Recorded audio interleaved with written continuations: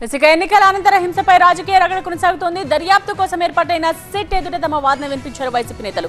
కూటమి కుట్రల వల్లే ఘర్షణలు జరిగాయన్నారు మంత్రి అంబటి. అదే సమయంలో సీఓ ముఖేష్ కుమార్ మీనాను కలిసిన నర్సరావుపేట టీడీపీ ఎంపీ అభ్యర్థి లావు కృష్ణదేవరాయలు పల్నాడు జిల్లాలో జరిగిన అల్లర్లపై ఫిర్యాదు చేశారు. బాధితుల్లో అన్ని వర్గాల వారు ఉన్నారన్నది ఎంపీ లావు వర్షన్.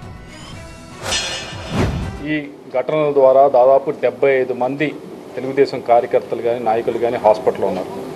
దీనికి ఒక కులం వారు కాదు ఉంది, అన్ని కులం వారు ఉన్నారు. ఒక వర్గం కాదు, అన్ని వర్గాల వారు అందరూ కూడా ఉన్నారు హాస్పిటల్లో. కాబట్టి దయచేసి దీన్ని కూడా ఒకసారి ఆలోచించండి. ఏదో ఒక కులమే ఎలక్షన్ చేసింది తెలుగుదేశం పార్టీకి, ఒక మతమే చేసింది అనే దానికి తెరదించి అందరూ కూడా ముందుకు వచ్చి చేశారు. అందరూ కూడా పాపం గాయాలయ్యి అందరూ కూడా హాస్పిటల్లో ఉన్నారు, అందరూ కూడా ఇబ్బంది పడుతూ ఉన్నారు.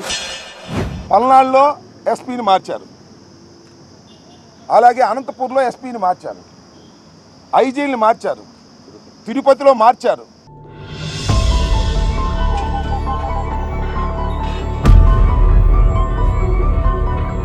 There's more fear about AI than what AI is. Universities will stop teaching those skills because it's not needed. There is no demand. If an accountant said, I will continue to put my numbers in a journal versus using Tally, right? Guess what? That accountant is not going to have a job. I look forward to that challenge. Makes me a better filmmaker, or I become redundant.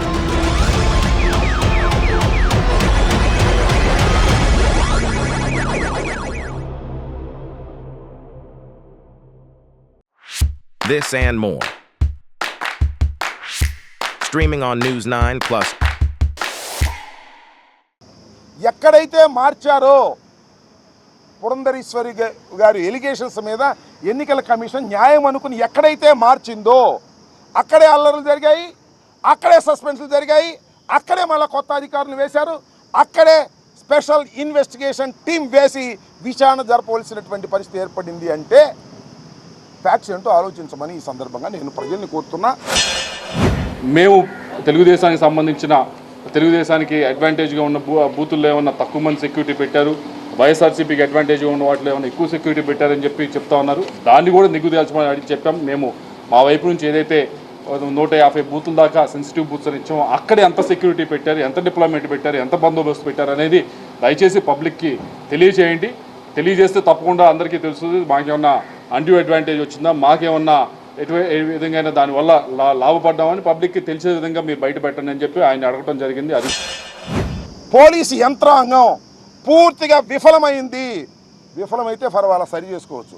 కొల్లుడయింది Telugu Desam పార్టీతో, వారి దగ్గర bribes తీసుకుని ఎన్నికల్లో తెలుగుదేశాన్ని గెలిపించడం కోసం తెలుగుదేశం వారు పన్నినటువంటి పన్నాగంలో పావులుగా పోలీసులు పనిచేశారు. అంటే దాని అర్థం ఏంటి? కంచె చేను వేసినట్టు కదా.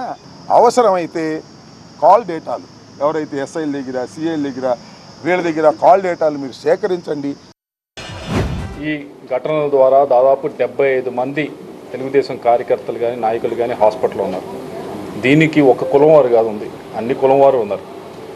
ఒక వర్గం కాదు, అన్ని వర్గాల వారు అందరూ కూడా ఉన్నారు హాస్పిటల్లో. కాబట్టి దయచేసి దీన్ని కూడా ఒకసారి ఆలోచించండి. ఏదో ఒక కులమే ఎలక్షన్ చేసింది తెలుగుదేశం పార్టీకి, ఒక మతమే చేసింది అనే దానికి తెరదించి అందరూ కూడా ముందుకు వచ్చి చేశారు. అందరూ కూడా పాపం గాయాలయ్యి అందరూ కూడా హాస్పిటల్లో ఉన్నారు, అందరూ కూడా ఇబ్బంది పడుతూ ఉన్నారు.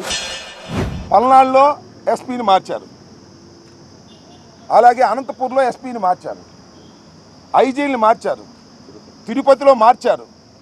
ఎక్కడైతే మార్చారో పురంధరేశ్వరి గారి ఎలిగేషన్స్ మీద ఎన్నికల కమిషన్ న్యాయం అనుకుని ఎక్కడైతే మార్చిందో అక్కడే అల్లర్లు జరిగాయి, అక్కడే సస్పెన్షన్లు జరిగాయి, అక్కడే మళ్ళీ కొత్త అధికారులు వేశారు, అక్కడే స్పెషల్ ఇన్వెస్టిగేషన్ టీం వేసి విచారణ జరపవలసినటువంటి పరిస్థితి ఏర్పడింది. అంటే ఫ్యాక్ట్స్ ఏంటో ఆలోచించమని ఈ సందర్భంగా నేను ప్రజల్ని కోరుతున్నా.